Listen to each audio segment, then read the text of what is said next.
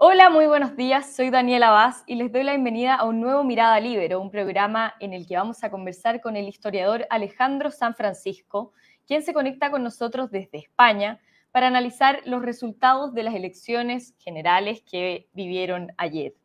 El Partido Popular de Núñez Feijóo terminó la jornada como la primera mayoría en España, con 136 escaños en el Congreso de Diputados, con un aumento de 47 representantes en comparación con las elecciones pasadas, pero no logró la mayoría para llegar al gobierno, ni sumando a los electos por Vox alcanza los 176 asientos que necesita.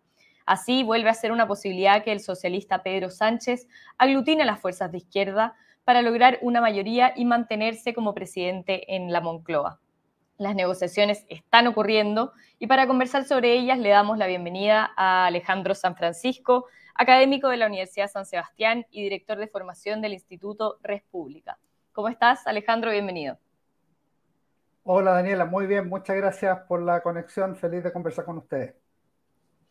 Bien, antes de partir, sabemos que estás en España, viviste las elecciones allá. Quería preguntarte cómo fue el ambiente que se vivió una vez que empezaron los conteos, principalmente en la derecha, que esperaba un triunfo muchísimo más contundente que el que tuvo, que no le alcanza.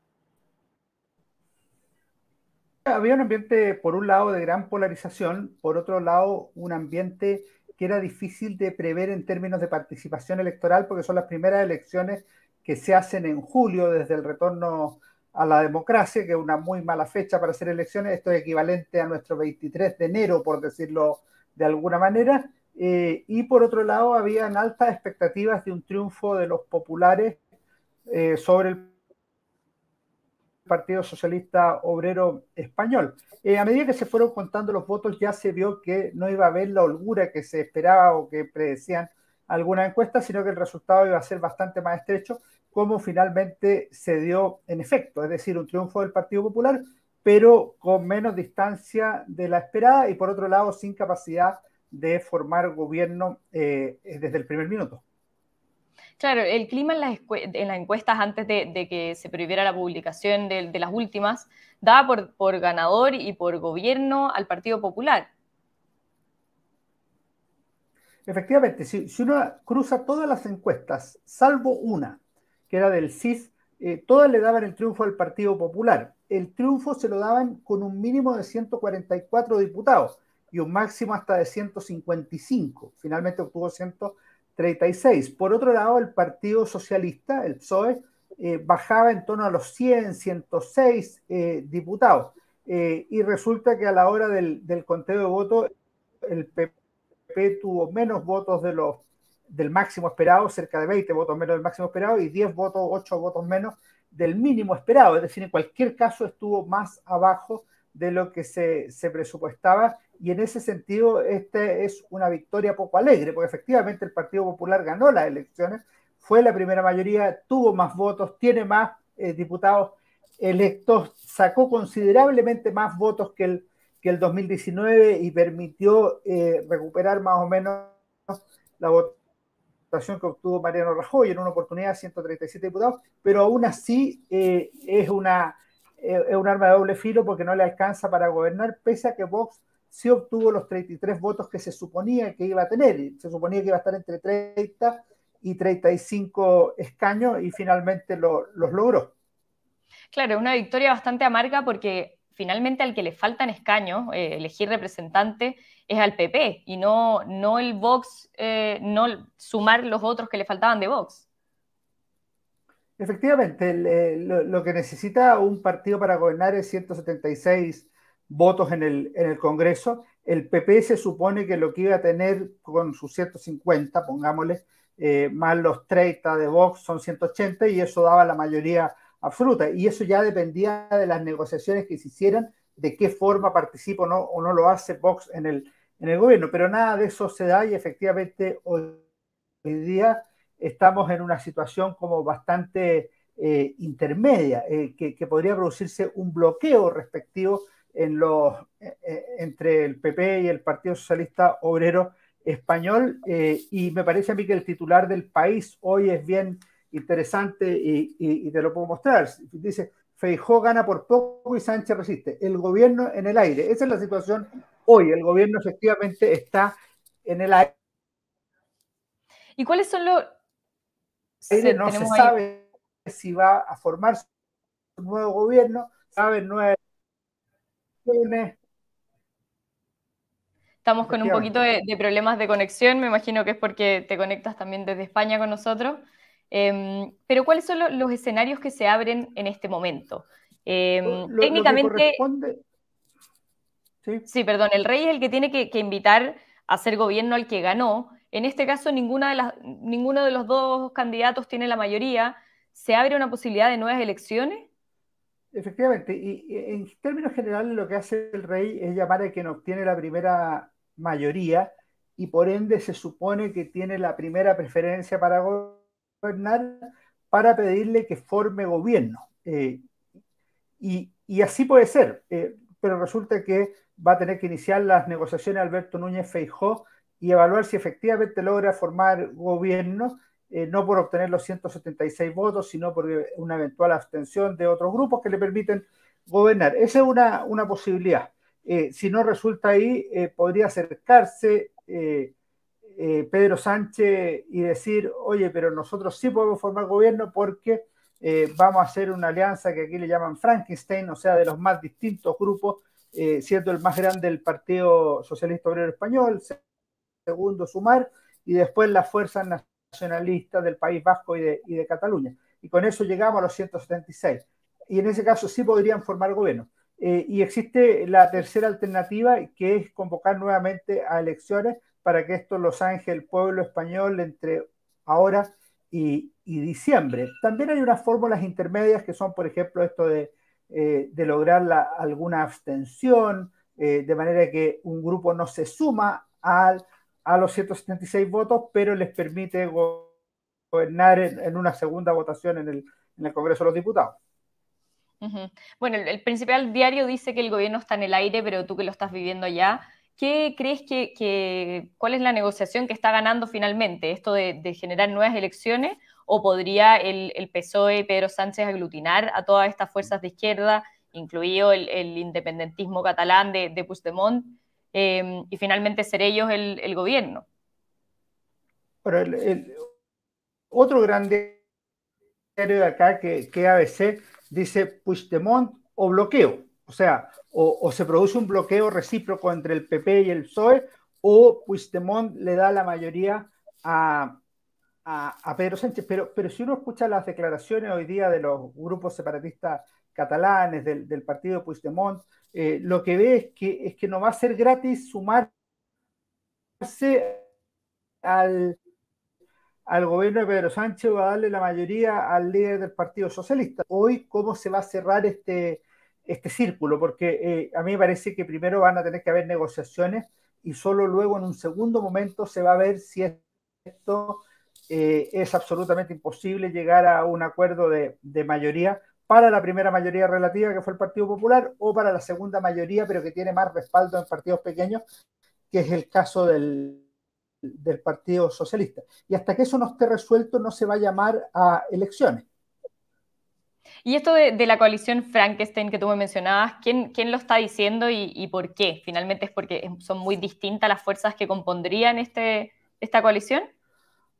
Efectivamente, porque cuando uno mira las dos fuerzas mayoritarias de las izquierdas, son el Partido Socialista, que tiene 122 escaños, y luego es Sumar, que a su vez agrupa a 15 partidos de izquierda, entre los cuales está Podemos, Más País, los que conformaron el anterior gobierno de Pedro Sánchez. Pero que tiene solo 31 diputados. Esto da un total de 153. O sea, tú ya tienes una cantidad grande de partidos que aún así no le da. Entonces va a tener que sumar a los partidos del País Vasco, eventualmente a Bildu y a otros. En Cataluña lo mismo va a ocurrir, o sea, va a haber que sumar a las fuerzas minoritarias de Cataluña, pero que juntas pueden sumar una cantidad de votos que permita llegar a los 176. Entonces es una especie de monstruo político el que se va creando, y por eso le llaman coalición Frankenstein, que por si acaso es un nombre que ocupaban incluso los socialistas, o sea, no es un nombre peyorativo, sino que es la necesidad del sistema político de formar gobierno. No todos los partidos se integran al gobierno, hay algunos Tenemos ahí que solicitarán, qué sé yo, o sea, ahora sí, Sí, sí, ahí volvió. indultos u otras cosas respecto al proceso de indulto o algunos otros beneficios respecto al proceso de independencia catalán o lo que sea, pero no necesariamente integrar el gobierno en el caso de ellos. Finalmente, a los dos partidos que les va mejor son la derecha y la izquierda más tradicionales, que se podría decir. ¿Existe una cierta reivindicación de estas fuerzas que ya han gobernado antes en España? Cuando uno mira la democracia española, tuvo una primera fase que es de rearme, de consolidación, y que la figura clave fue Adolfo Suárez y la Unión de Centro Democrático. Ahí se hizo la Constitución de 1978 y ahí también España sufrió el mayor drama con una eventual regresión autoritaria por el 23 de febrero de 1981. Pero desde el 82 en adelante han existido lo que se conoce acá como el bipartidismo, es decir, dos grandes fuerzas políticas que son el Partido Socialista Obrero Español, que gobernó con Felipe González primero, después del 2004 con José Luis Rodríguez Zapatero y ahora con Pedro Sánchez. Y el Partido Popular, que llegó al gobierno con José María Aznar el año 96, recuperó el gobierno con Mariano Rajoy posteriormente. De manera que si uno mira estas 4 décadas son básicamente dos grandes fuerzas políticas. Lo que ha ocurrido en los últimos años es que se suman lo que se llaman las terceras fuerzas, que son las que pueden definir el voto. En su momento fue Ciudadanos en el centro, un partido liberal. Hoy es Vox, que se ha consolidado como una fuerza política, si bien con menos votos que la elección de 2019, y en la izquierda, en una fórmula distinta, más cercana al populismo que al antiguo comunismo, estuvo Podemos, hoy día es Sumar. En cualquiera de los casos me parece a mí que los dos grandes partidos siguen teniendo todas las de ganar, no han sido sobrepasados por los grupos nuevos, pero ya no tiene esa facilidad de armar gobierno solo negociando con el Partido Nacionalista Vasco o con alguna de las fuerzas de Cataluña, como era en su minuto en los años 80, 90, incluso 2000. Entonces el escenario es un poco distinto y por eso yo no comparto esos análisis que se hacen acá de repente de que esto ha significado el regreso del bipartidismo. En España no hay dos partidos, hay al menos 4 partidos nacionales y ellos son los tradicionales PSOE y PP, pero también hay que sumar a Vox y a Sumar en el caso de la elección del 23 de julio. ¿Y cuál es el análisis de lo que pasó con Vox? Ellos caen de 52 a 33 diputados. Hay análisis que dicen que es este cambio o desaparición de Podemos la que hace que la fuerza de más a la derecha se pierda como antagonista, digamos. ¿Comparte ese análisis? No lo comparto. A mí me parece que la clave está en otro lado. Yo creo que lo que se produjo aquí es un gran juicio al gobierno de Pedro Sánchez. De manera que lo que hay en los sectores alternativos es la necesidad de formar un gobierno distinto al que lo ha hecho en los últimos 4 años en España. Y ahí el grupo que tiene más votos en cualquier escenario es el Partido Popular. Entonces el PP legítimamente apeló al voto útil, es decir, oye, aquí lo que necesitamos es ganarle a Sánchez, entonces no voten por Vox por darse un gustito, sino que voten por el Partido Popular que puede gobernar. Eso siempre entraña un riesgo, porque cuando uno mira las elecciones, esto ya es una tarea mayor, pero si tú lo vas mirando circunscripción por circunscripción o distrito por distrito, tú te das cuenta que en algunos lugares donde se fueron una cantidad X de votos al PP, si se hubiera ido una cantidad, la mitad de esos votos a Vox, habrían obtenido un parlamentario más para las derechas. Entonces, ahora, esto no se puede saber el día antes de la elección, entonces cuando uno hace una apuesta por el voto útil, bueno, tiene una lógica. A mí me parece que esa es una explicación clave y evidentemente se pueden buscar otras como la que tú señalas, efectivamente no tener a alguien al frente como Pablo Iglesias, evita eso, pero no hay que olvidar que el principal adversario de Pablo Iglesias no fue necesariamente Vox, sino que fue Díaz Ayuso en la Comunidad de Madrid, que es del Partido Popular. Entonces, en esto hay que mirar la complejidad de la política española más que la caricatura de las derechas e izquierdas fuera del PP o fuera del PSOE. Ya que mencionas a Díaz Ayuso, en las elecciones de diciembre estuve leyendo también que se podría llegar a cambiar la alternativa de Núñez Feijóo por Díaz Ayuso. Incluso cuando Feijóo hablaba ayer se escuchaba de fondo el Ayuso a la Moncloa. ¿Crees que eso podría pasar? Sí, fueron los momentos más complicados de la celebración del Partido Popular ayer, cuando la gente en Génova, precisamente frente a la sede del PP, comenzó a gritar Ayuso, Ayuso, porque efectivamente Ayuso genera una simpatía, tiene un atractivo y es capaz de enfrentarse a Pedro Sánchez de manera directa, que le ha generado un gran respaldo popular. Ahora, en el sistema español, para entenderlo, es primero hay que ser jefe del partido y siendo jefe del partido, se es candidato al gobierno como líder de ese partido. O sea, los votos son claramente partidistas, de manera que lo que tendría que haber es un acuerdo interno del PP para cambiar la dirección del Partido Popular y que esa la asuma Díaz Ayuso. Yo no veo ambiente para eso en este minuto. Ayer, de hecho, la propia líder de Madrid estuvo en el balcón junto al candidato presidencial Núñez Feijóo y lo aplaudió y estuvo en una situación muy embarazosa o incómoda cuando empezaron a corear su nombre. Ahora, sí se puede cambiar a los candidatos, o sea, esto no es como la segunda vuelta en Chile en que son los dos primeras mayorías y nadie más.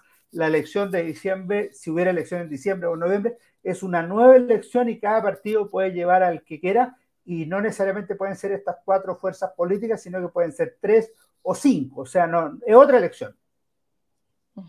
Entendiendo las diferencias que tenemos incluso en el sistema con España, muchas veces se habla de esta situación espejo, de este paralelismo donde ellos les pasa primero lo que nos pasa a nosotros. ¿Tú crees que existe algún paralelismo con respecto a lo que podría pasar en Chile en la próxima presidencial? Yo creo que tienes razón con eso del efecto espejo. Yo algo de eso escribí en mi columna del domingo en el Libero.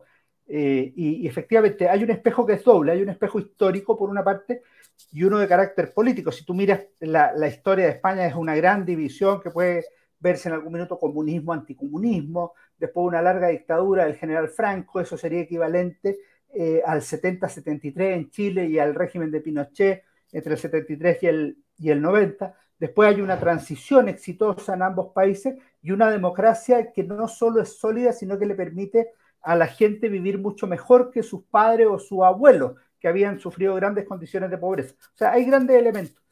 Y si tú miras la última década, o sea, del 2010 al 2023, se empieza a morir un poco el Chile de la transición, configurado la transición, y la España de la democracia de 1978.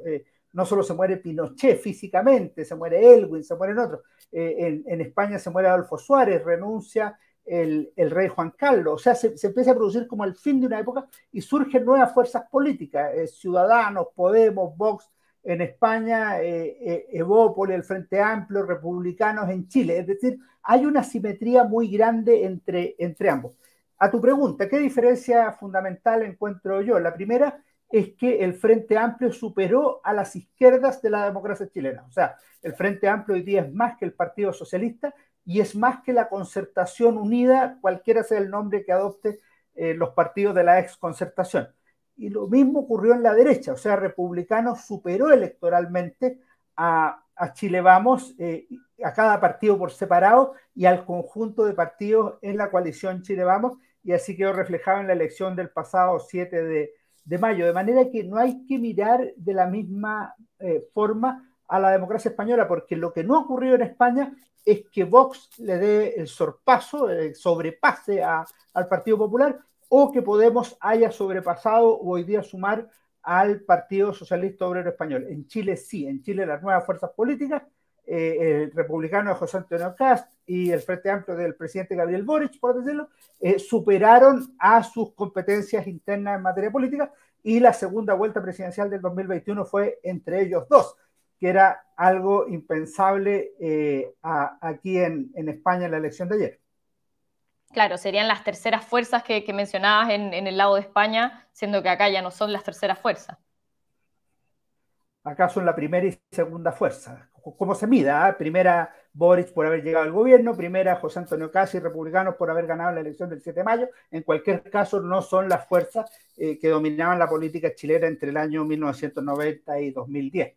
Es decir, la centroderecha de la UDI Renovación Nacional y la centroizquierda del PPD, PS, DC y Partido Radical. Bien, bueno, en honor al tiempo tenemos que ir despidiéndonos, pero muchas gracias, Alejandro, por conectarte con nosotros desde España, ahí viendo las elecciones desde cerca. Muchas gracias a ti, Daniel, y con el mayor gusto. Y muchas gracias también a todos los que nos están viendo, especialmente a la Red Libero por permitir que este programa sea posible. Nos vemos en cualquier momento con más Mirada Libero. Muchas gracias. El Libero, la realidad como no la habías visto. Haz que estos contenidos lleguen más lejos haciéndote miembro de la Red Libero.